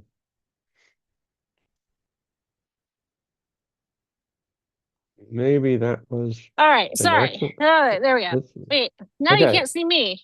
There we go. Now you can see me. Sorry. All of that was just, I just wanted to jump in with one more thing to say. I love your positivity, Lynn. And at one point we had talked about like sponsoring like a golden shovel award or something. And to end my comments on a positive note, I wonder if we might be interested in doing something like that again, like encouraging everyone in town to send in like a picture of their favorite sidewalk or like a business that always does a great job, and we can just like, you know, we can run a list in Brookline.news or have the select board issue a commendation or something, um, to just say thank you to the people who do a good job. I think it's going to be really hard. Often somebody does a great job and then they disappear and you don't know who did it. You know, somebody took a good job. So I think giving it in terms of specific things, but I think, you know, more in terms of town appreciation for the general things that people do to keep things clear. That's a really good message to send. So I like that. I like that message. I mean, there's a funny thing I do. So for example, oh, I think I'm hearing a snowplow here. Um, the there's a huge car that parks next to our parking space, and when they're in their spot and don't pull all the way in, uh, we can't get into and out of our space. Ours is an angle space, and it's a very awkward thing. So in fact, after the last snow, I went out and I shoveled the snowbank at the far end of their parking space so they could pull in further. They don't know I did it. The people who own the lot don't know I did it. But it enabled that car to pull in further. So I did it for us so we could, you know, get our car in and out. I think there's probably a lot of things like that that happen and people don't know who did it, but it's nice when people are, as someone said earlier, when, you know, I think it was Janice with the snowblower helping people out or something. You know, it's nice when people help each other out, and when that is something very much to be encouraged. Um, I if there's I think apart from bringing back the conversations we've had before and recirculating the results of those conversations and asking DPW if something has changed, I'm not sure what else we can or should be doing with regard to snow, but I did want us to talk about it. Does anybody think there's something else? Am I missing something we should be doing?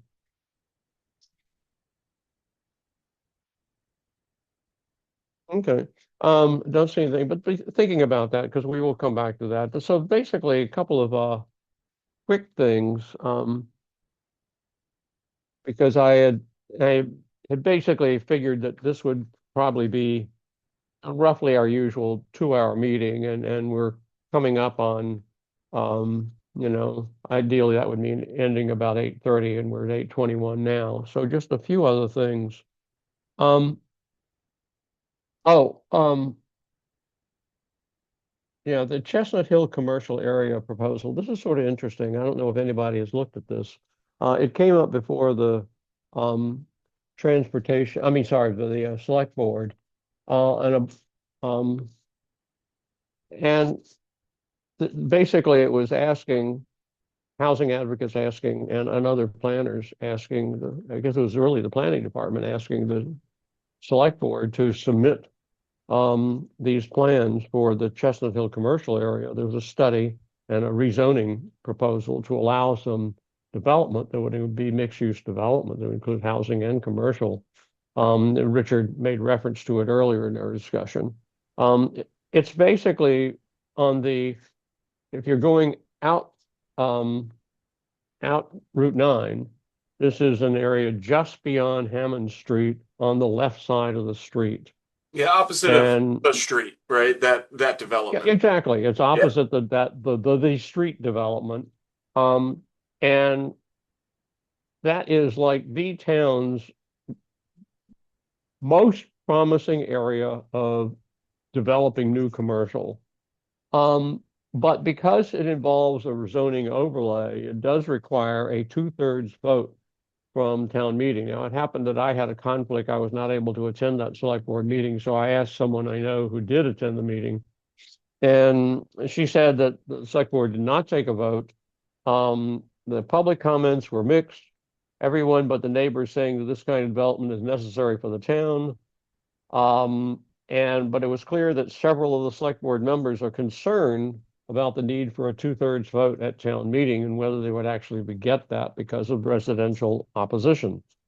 There's this larger issue, as I'm sure everybody knows, about the idea that, in a sense, what happens a lot in town is that the neighbors around one particular area of development, in a sense, get to exercise a veto power, even if, and that's one of the reasons for having a comprehensive plan, so you can talk about what's good for the town as a whole. But often one small area of residences can veto a plan for something happening in that area, even if that would be good for the town as a whole. And I don't see any, any near-term change in that, but it's something that happens. In any case, it's not clear that this proposal will actually be in the warrant for this spring's town meeting. But the nice thing is that it could potentially a new major number of housing units with some commercial. It's right across the street, right across Route 9 from a major area of commercial development, as Tommy was mentioning.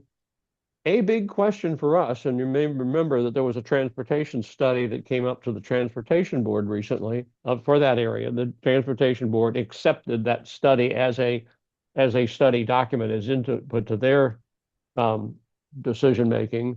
How do we ensure that pedestrians can get safely from that side, that south side of Route 9, over into all that commercial that's on the other side? And in fact, the most recent pedestrian death in Brookline happened right at that intersection. A car coming down, in fact, it was a state police car coming down, if I remember correctly, coming down Hammond Street, turned right and struck a pedestrian in a crosswalk. I think that person had a walk sign. I don't remember those details, but it's clearly not.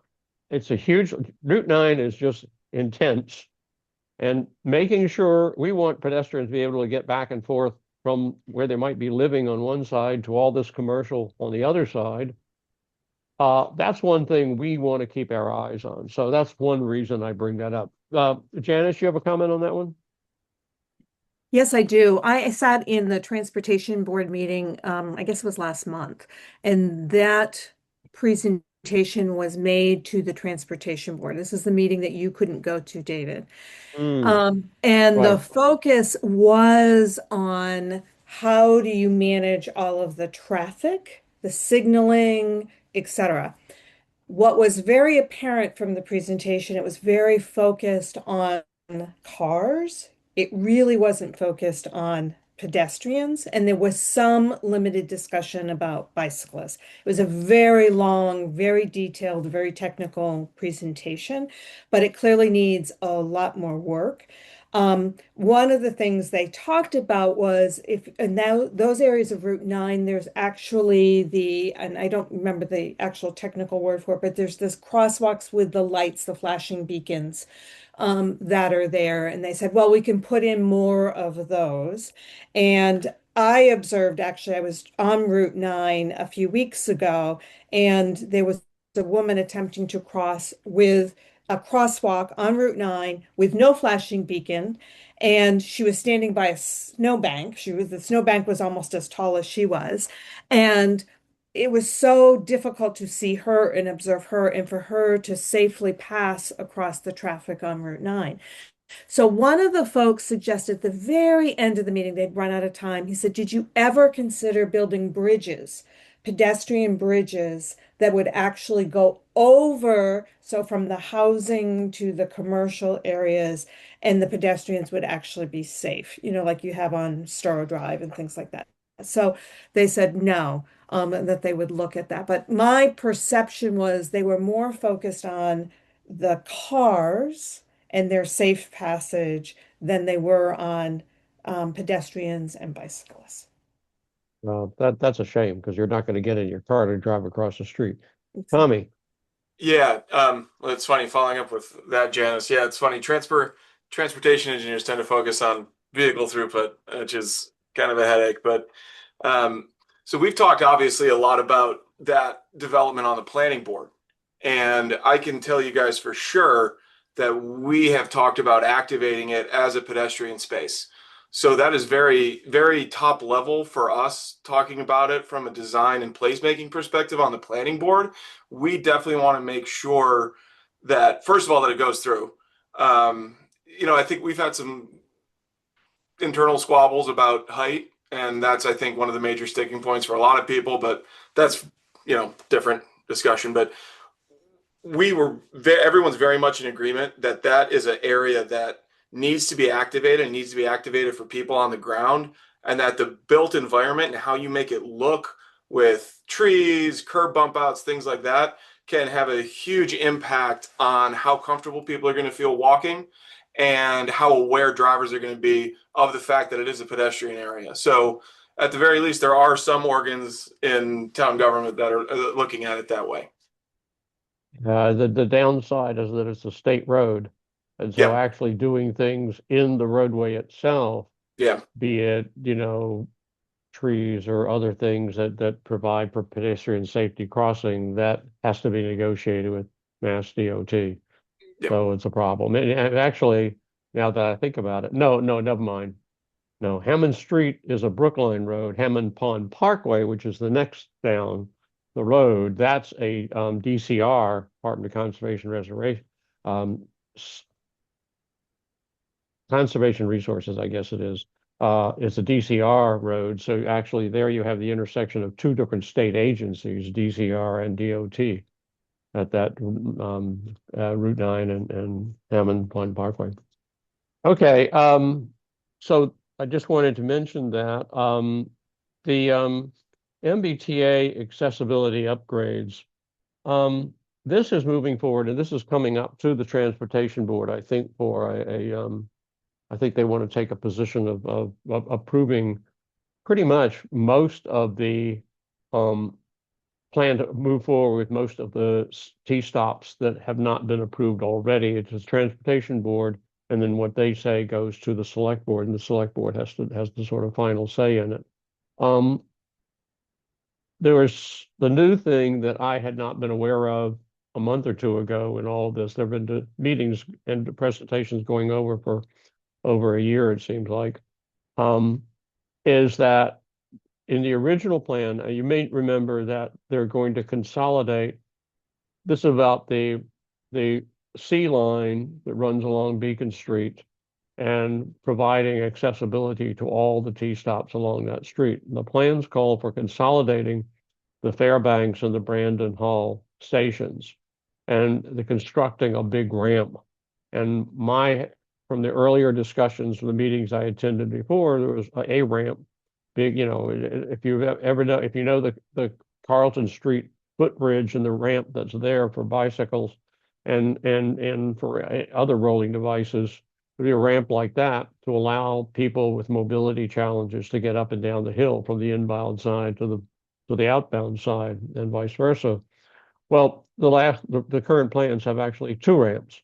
There's now a ramp at the Fairbanks stop, and there's a ramp at the Brandon Hall location. And the reason for that is because there exists stairways, and to the extent that a stairway exists and within the scope of work you're doing in that area, you must provide ADA accessibility.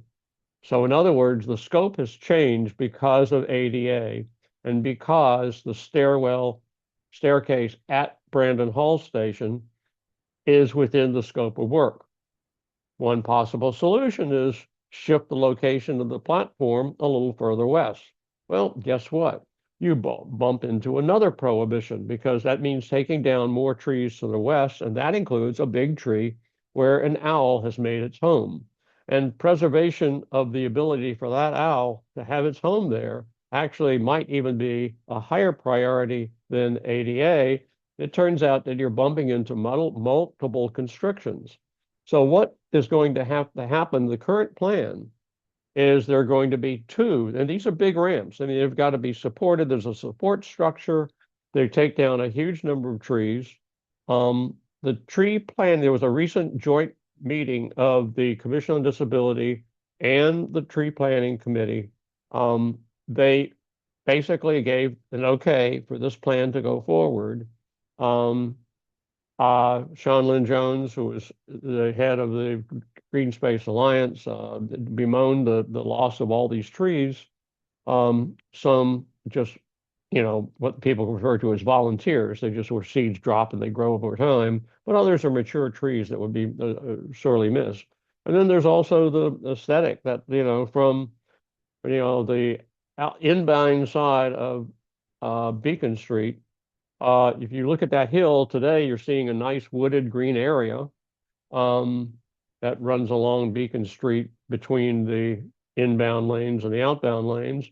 And what you're now going to see is most of that and huge amount of those trees gone, and these two sizable structures, ramp structures there. So it's not going to be as aesthetically pleasing as it is today. Nevertheless, if you look at all the options, which are remove one of those staircases, and then you don't have to build another ramp for ADA compliance. Well, that then forces pedestrians to have to walk further. So there are all sorts of things going on here. And I think I come down that overall, I may not like the need for two different ramps at both locations, but I think it does provide good pedestrian access to and from the consolidated station that's going to exist there.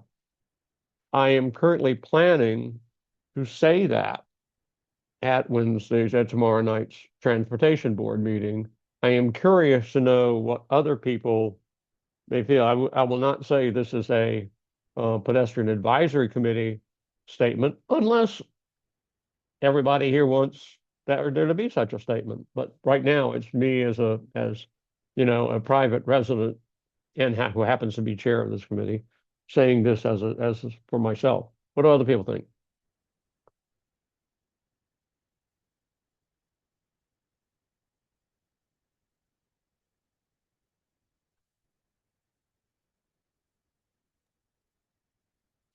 Okay, so I don't see much of a response. So basically, I'm just letting you know I'm planning to make the statement at the meeting tomorrow night, and I'll say that I think that right now there are admittedly aspects of this plan that I don't like, but overall it provides good pedestrian access between the inbound and outbound sides of Beacon Street and to and from the Green Line station as planned, and so they support it. So I will say that as a private individual. Obviously, we have deferred our checking of sidewalks. There's been a lot of snow and ice in the way. So we will pick that up again after this current snow melts. We're checking to see where we might, but certainly if anybody spots an area where you think, particularly among the streets that are up for repaving in, oh, okay. So Janice just put in the comment in the chat that she agrees with the position. Where we have that list of streets that are up for repaving in 2027, there's still time for us to say if we think there should be any new crosswalks added along any of those streets or any significant wholesale sidewalk replacements along any of those streets. It's still good time for us to be submitting that input so they can go into the summer 2026 work plan because they like to do the sidewalks and ramps a year before the actual roadway. Janice? David, to clarify on that inventorying, we had agreed on those, kind of walk those streets. As I mentioned to you, I did Park Street, kind of both sides, end to end.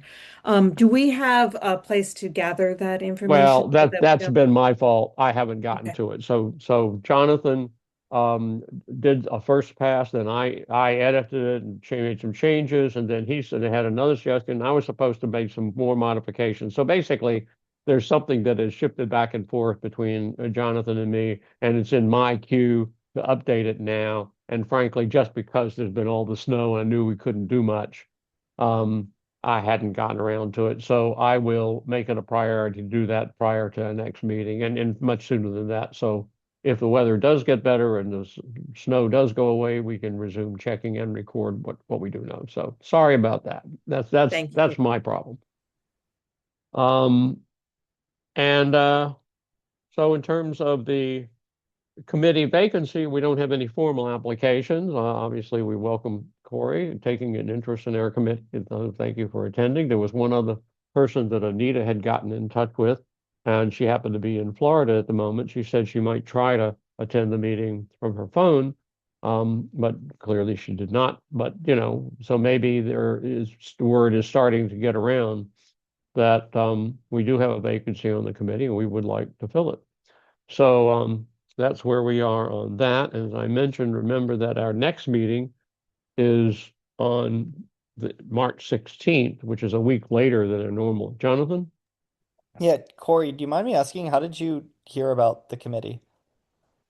Yeah, that's a good question. I was talking to a town meeting member, Neil Gordon, who I just ran into. We got to chatting, and I was sort of talking with him about the various organs of government, and he had mentioned a few different to take a look at some of the committee vacancies. And that was something I intended to do.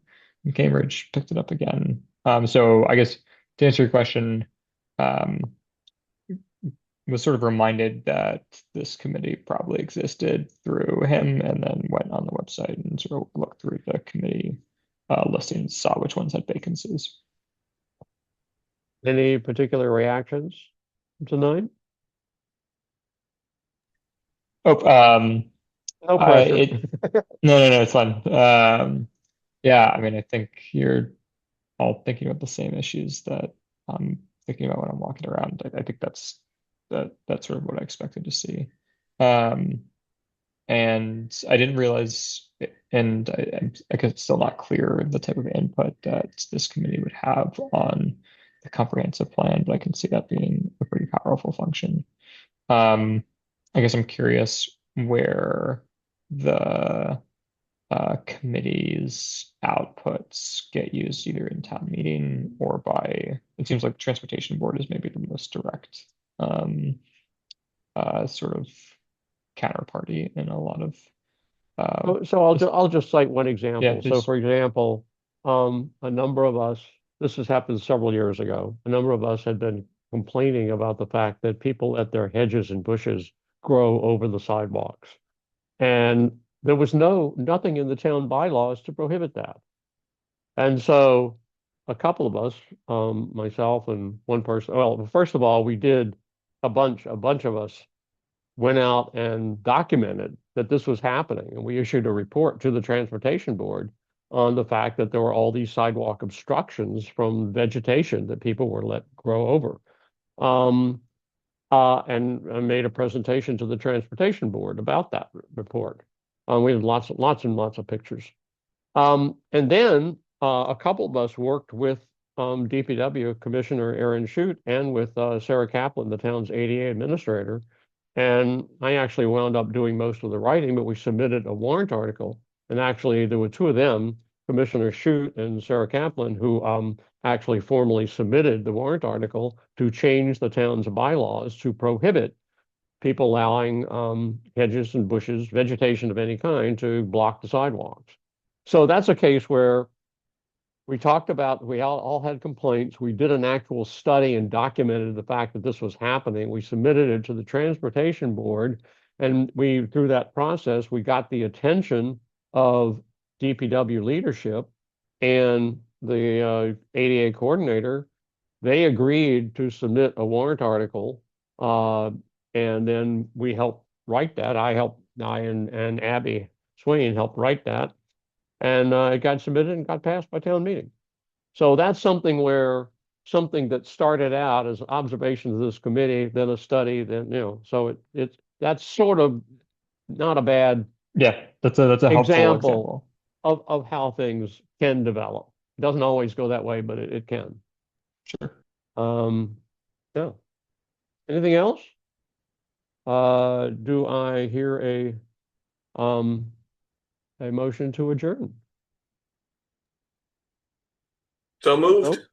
Okay, so if everyone will sort of nod their head as usual, we will assume that there is general agreement and we will end the meeting. And thank you all very much. It was a good discussion. We clearly have a lot. This was a meaty agenda items, meeting agenda tonight, and we're going to be coming back to some of this and more because we will revisit the safety improvements in the Hayes School area with Richard Murphy coming back on March 16th. So we'll see you all then. Thank you all, and good night, and don't slip and fall in the snow. Thanks, everybody. Bye. Thank you. Bye. Bye.